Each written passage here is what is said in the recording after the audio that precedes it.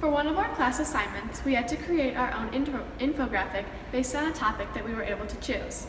An infographic is a visual presentation of information in the form of a chart, graph, or other images within minimal text stating other facts or statistics.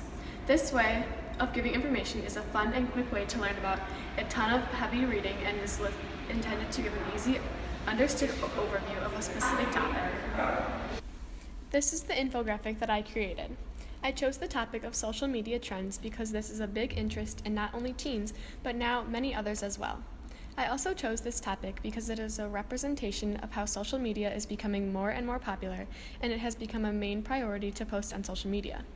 Using the software program PictoChart, I created charts, graphs, and used images based on the facts and statistics that I researched to create my infographic. We also had to create a digital story about a certain event going on around the world or that happened in our life. We were able to make our digital story and our choice of a software program. I chose to do my digital story about the time I broke my toes because it was suspenseful and had a clear beginning, middle, and end. I made it on Pixton, a website that allowed me to create a comic strip of events happening around the time I broke my toes.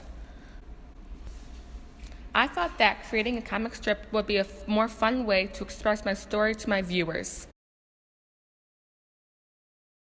When doing the collaboration, we analyzed an article, video, picture, and website concerning our chosen topic on animal testing. We chose this topic because animal testing is a very negative and harmful situation, and we need to express our thoughts on this debatable topic. We also made a discussion with our group members, commenting what we learned through the 4 tools, how we felt about them, and more thoughts we had. Next, Lily and I chose to create a blog based on the topic of DIY projects and recipes. We created a blog about DIY projects because we like to make things on our own, and we wanted to inform people about all the amazing and simple projects that they can create themselves inexpensively. We included materials, images, and a step-by-step process for completing each project. We included recipes, room decorations, and much more.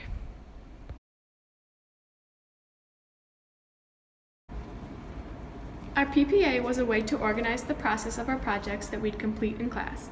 At first, we had to identify the problem or the project that we had to complete. Then we had to make a solution, which was basically describing our project topic and our idea. Then we had to summarize our plan.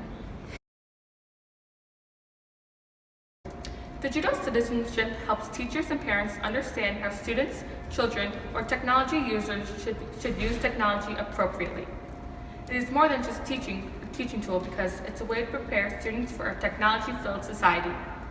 Digital citizenship promotes responsible technology use. Whether it is called digital citizenship, digital wellness, or digital ethics, the issues are all the same. How should we act when we are online, and what should be taught to the next generation? With the growth of bring your own device in schools, there is a need to talk about responsible use of technology. Before you post on social media or the internet, you should think, is it true? Is it helpful? Is it inspiring? Is it necessary? And lastly, is it kind?